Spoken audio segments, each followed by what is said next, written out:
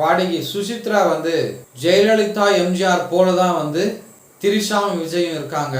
ஜெயலலிதா வந்து எம்ஜிஆர் இருக்கும்போதே அரசியல் கற்றுக்கின்னு அதுக்கப்புறம் வந்து அவங்க மதிக்கவே இல்லை. அப்புறம் இறந்த பின்னாடி முழுசாக வந்து அதிமுகவை வந்து அபகரித்து ஆட்சி செஞ்சாங்க. அதே மாதிரி திரிஷாவும் செய்கிறதா வந்து தெரியுது அப்படின்னு ஒரு குற்றச்சாட்டு சொல்லியிருக்காங்க சுசித்ரா. இது இப்போ வந்து தீயா பரவுது அந்த செய்தி. திரிஷாவும் விஜயும் வந்து அதை பற்றி எதுவுமே சொல்லலை.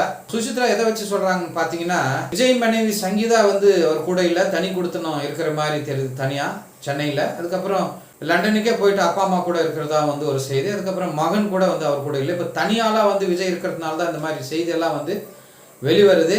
இதுக்கெல்லாம் வந்து சங்கீதாவாக இருக்கட்டும், விஜயா இருக்கட்டும், இல்லை அவருடைய மகனாக இருக்கட்டும், நாங்கள்லாம் ஒற்றுமை தான் இருக்கிறோங்க, எங்களுக்குள்ள எந்த பிரச்சனையும் இல்லை அப்படின்னு சொல்லி சொன்னாங்கன்னு தான் அதை பற்றி பொய்யான தகவலா இல்லை உண்மையான தகவலான்னு வெளியே வரும்.